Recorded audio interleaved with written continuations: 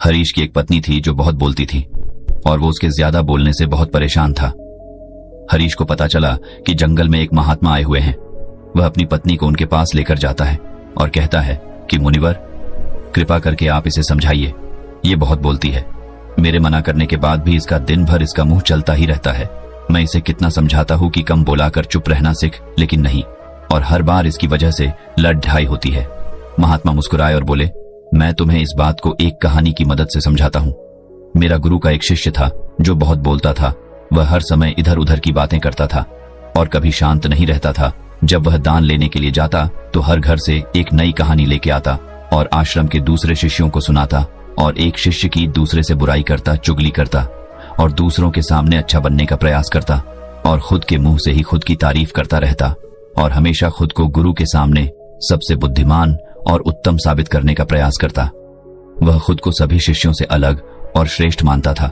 उसका कहना था कि मैं एक अमीर घर का बालक, अगर मैं चाहता तो एक आरामदायक और सुविधाओं से भरा जीवन जी सकता, लेकिन मैं वह सब छोड़ कर यहाँ आ गया क्योंकि मुझे खोज करना, खुद को जानना है, जीवन को जानना है।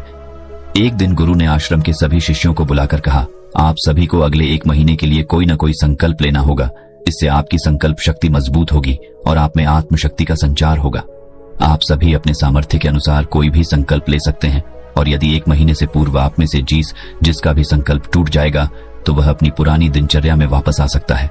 सभी शिष्यों ने अपनी शक्ति के अनुसार संकल्प लिए और गुरु को अपने अपने संकल्प के बारे में बताकर वहां से चले गए। लेकिन वह शिष्य जो खुद को सबसे अलग दिखाना चाहता था, वह सीधे गुरु की कुटिया में पहुंच गया और बोला, मैं कोई छोटा मोटा संकल्प नहीं लेना चाहता, बल्कि खुद की ही जैसे एक और महान संकल्प लेना चाहता हूँ। कृपया आप ही बताएं मुझे क्या संकल्प लेना चाहिए। उसकी यह बात सुनकर गुरु मुस्कुराए बोले, क्या तुम मेरे द्वारा दिए गए संकल्प को पूरा कर पाओगे? क्या तुम्हारे लिए उसे पूरा करना संभव होगा? शायद नहीं, वह तुम्हारे लिए संभव नहीं, तुम उसे पूरा नहीं कर पाओगे, इसीलिए तुम खुद ही कोई संकल्प ढूंढो। शिष्य ने कहा, नहीं गुरुदेव, आप जो भी संकल्प मुझे देंगे मैं जरूर उसे पूरा करूं। गुरु ने कहा, ठीक है, तो तुम अगले 1 महीने तक चुप रहो, मुंह से एक शब्द भी नहीं निकालोगे, यही है तुम्हारा संकल्प। शिष्य ने कहा, गुरुदेव, यह भी कोई संकल्प है? ये तो बहुत ही आसान है, आप कोई संकल्प दीजिए जो मेरी योग्यता के बराबर हो। गुरु ने कहा, पहले तो तुम इस संकल्प को तो पूरा करके दिखाओ। शिष्य ने गुरु की बात मान ली और वह उसी समय चुप हो गया और पलटकर कुटिया से बाहर चला गया। उसे चुप रहना बहुत आसान लग रहा था।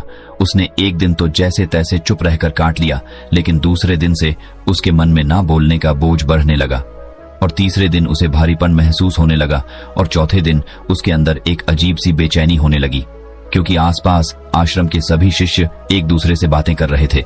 वह भी अपना पक्ष उनके सामने रखना चाहता था, उनकी बोलती बंद कर देना चाहता था, लेकिन उसका संकल्प उसके आ रहा था, इसीलिए वह पूरे दिन सिर्फ और आंखें बनाता। इसी तरीके से कुछ दिन और बीते और वह शिष्य बीमार पड़ गया। उसका सिर फटा जा रहा, उसका खाने पीने तक का मन नहीं था, वह सिर्फ बोलना चाहता था। वह गुरु के पास गया और उनके सामने बैठकर लिखकर उन्हें बताया, गुरुदेव, मैं बोलना चाहता हूँ, बिना बोले मुझे सांस नहीं आ रही है, मेरा दम घुटता जा रहा है, मैं अंदर ही अंदर पागल हुआ जा रहा हूँ, मैं क्या करूँ, संकल्प तो ड दूं क्या? ये पढ़कर गुरु मुस्कुराए और बोले, मैं संकल्प ढाने के लिए नहीं होते, लेकिन जो अपने संकल्प को पूरा कर लेता है वह अपनी आंतरिक शक्ति को बढ़ाता है, और जो अपनी आंतरिक शक्ति को बढ़ा लेता है वो समाज और जागृति की राह पर आगे बढ़ जाता है। संकल्प का लेना भी तुम्हारे हाथ में था और इसे तोड़ना भी तुम्हारे हाथ में है। तुम्हारे बहुत से भाई अपने संकल्प को तोड़कर अपनी पुरानी दिनचर्या पर वापस आ चुके हैं। अगर तुमसे नहीं हो पा रहा तो तुम भी संकल्प तोड़कर अपनी पुरानी दिनचर्या पर वापस जा सकते हो। लेकिन याद रहे, अगर आज तुम इस छोटे से संकल्प को नहीं संभाल पा रहे तो तुम अपनी बाकी की पूरी जिंदगी को कैसे संभाल सकोगे? बाकी फैसला पूरी तरह से तुम्हारे हाथों में है। गुरु की यह बात उस शिष्य के दिल में चोट कर गए। वो बिना कुछ बोले वहां से वापस चला गया और खुद को अपनी कुटिया में बंद कर वह केवल अपने जरूरी कामों के लिए ही कुटिया से बाहर निकलता, बाकी सारे समय कुटिया के अंदर ही बैठा रहा। 15 दिन बीत चुके थे और आश्रम के लगभग सभी शिष्यों का संकल्प अब तक टूट चुका था, लेकिन उसका संकल्प अभी भी जारी था। संकल्प लेने के बाद से अब तक उसने एक शब्द भी नहीं बोला। सारा आश्रम हैरान था कि इतना बोलने वाला इंसान चुप कैसे हो।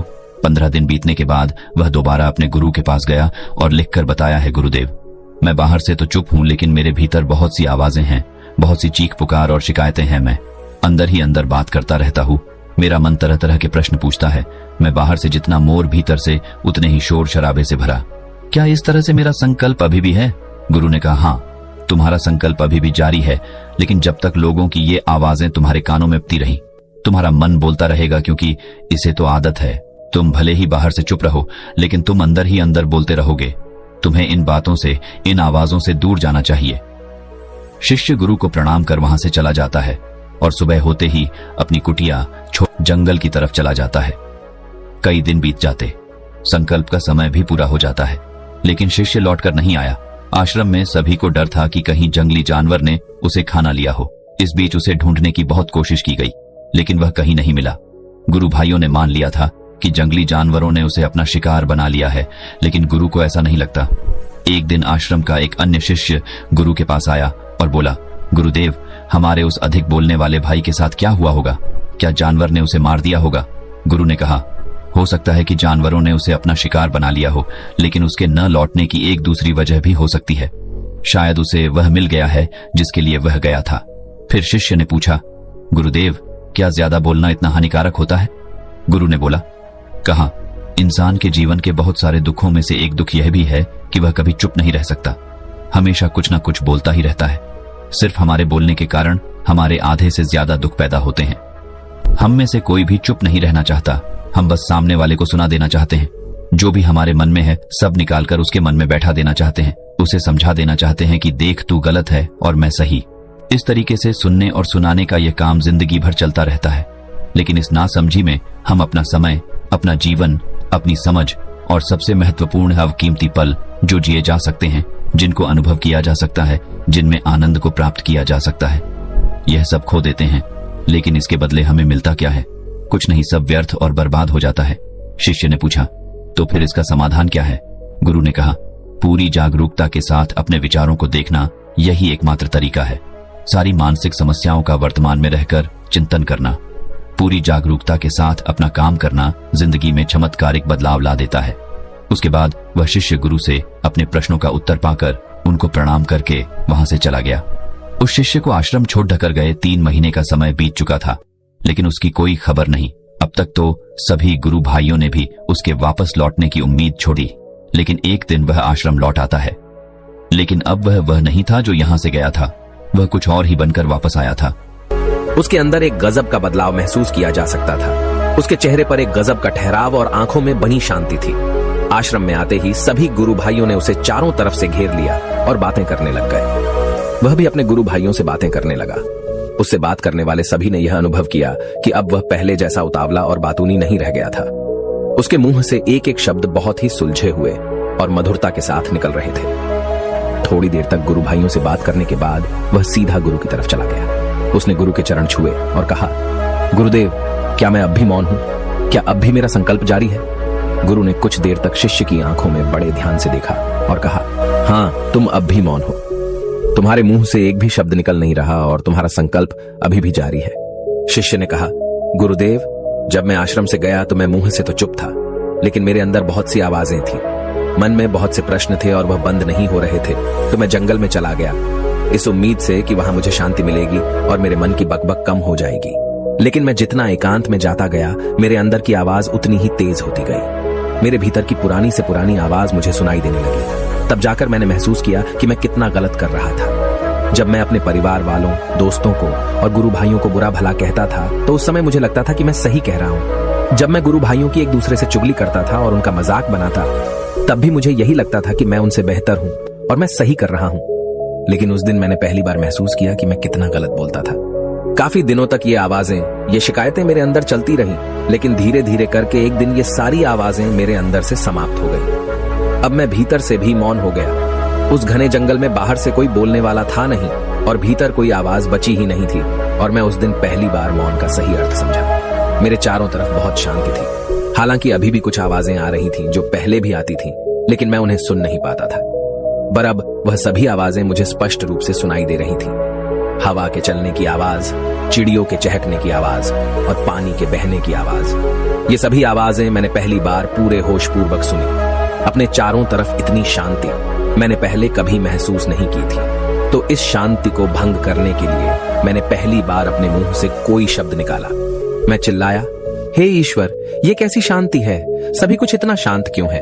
ऐसा क्या हो गया? लेकिन मेरे चिल्लाने के बाद भी शांति भंग नहीं हुई। सब कुछ पहले जितना ही शांत था, बाहर भी और भीतर भी। हे गुरुदेव, मैंने अपने गुरु भाइयों से बात की, मैंने आपसे बात की, मैं बोल रहा हूं, मैं चल रहा हूं, मैं सब कुछ देख रहा हूं, लेकिन मैं अपने भीतर एकदम एकांत में हूं, मौन में हूं, भीड़ में होता हूं, तब भी भीतर से अकेला एकांत में होता हूं। जब मैं खुद में भी शोर करना चाहता हूं, तब भी एकांत में ही होता हूं। अब सब दिखाई पड़ने लगा है, सब सुनाई पड़ने लगा है। गुरु ने कहा, जब तक हम बाहर की तरफ बोलते रहेंगे, भीतर अशांति ही रहेगी, लेकिन जिस दिन हम भीतर की तरफ मुड़ जाएंगे, तब हमारे मुंह से कुछ भी निकलेगा, हम शांत ही रहेंगे। दुनिया में जितनी भी बुराइयां हैं, ज्यादातर हमारे बोलने से ही उत्पन्न होती है, क्योंकि हम चुप रहना नहीं चाहते। हम जितनी जरूरत है उससे कहीं ज्यादा बोलते हैं। हम सामने वाले को सुनना नहीं चाहते, बल्कि उसकी बोलती बंद कर देना चाहते हैं। उसे समझा देना चाहते हैं कि मैं कौन हूं, मैं क्या कर सकता हूं, और यही हमारी जिंदगी का मकसद बनकर रह जाता है। हमारी सारी ऊर्जा व्यर्थ के बोलने में बर्बाद होती रहती है। ऐसे ही समाज में लोगों का जीवन दुखों से भर जाता है, जो हमेशा एक दूसरे को सुनाने में लगे रहते हैं। कभी एक दूसरे को सुनना नहीं चाहते, समझना नहीं चाहते, और चुप रहना तो उन्होंने कभी सीखा ही नहीं, क्योंकि चुप रहना उन्हें छोटा महसूस करवाता है। दुनिया की सभी लड़ाइयों का कारण हमारा बोलना ही है। इसलिए हमें सिर्फ उतना ही बोलना चाहिए जितना जरूरी हो, क्योंकि व्यर्थ का बोलना ऊर्जा को नष्ट करना है, और यह बोलना ही हमें कभी अपने भीतर की ओर लौटने नहीं देता, क्योंकि यह हमें बाहर की ओर खींच कर रखता है, और बाहर है ही क्या इस संसार के अलावा। लेकिन अगर अपने भीतर के संसार की ओर मोड़ना है, तो इस मुंह को बंद ही रखना चाहिए। इसीलिए जितने भी बुद्ध हुए, आत्मज्ञानी हुए, वह सभी एकांत की ओर भागे, ताकि उन्हें ज्यादा न बोलना पड़े, ज्यादा सुनना न पड़े। वह एकांत में रहे और शांत रहे, इसीलिए आसानी से भीतर की यात्रा कर पाए। लेकिन अगर कोई चाहे तो इस संसार में रहकर भी एकांत में रह सकता है, शांत रह सकता है, लेकिन इसके लिए उन्हें अपनी ऊर्जा बचानी होगी, जिसे वह अब तक अपने व्यर्थ के शब्दों में बर्बाद कर रहे थे। दोस्तों, इस कहानी की सीख यही है कि व्यर्थ का बोलना ऊर्जा को नष्ट करना है। ज्यादा और व्यर्थ बोलना ही हमें अपने भीतर की ओर लौटने नहीं देता, क्योंकि यह हमें बाहर की ओर झुकाए रखता है, और जिन्हें भीतर की यात्रा करनी है, उन्हें अपने मुंह को बंद ही रखना चाहिए। मुझे उम्मीद है कि आपको यह कहानी पसंद आई होगी और काफी कुछ सीखने को मिला होगा। कहानी के बारे में अपने विचार आप हमें नीचे कमेंट बॉक्स में कमेंट करके बता सकते हैं। बाकी अगर ये कहानी आपको अच्छी लगी हो तो इस वीडियो को लाइक करें, और ऐसी और कहानी सुनने के लिए डे इंस्पायर्ड यूट्यूब चैनल को सब्सक्राइब करें। तब तक मिलते हैं हम आपसे ऐसी ही एक और प्रेरणादायक कहानी के साथ अगले दिन।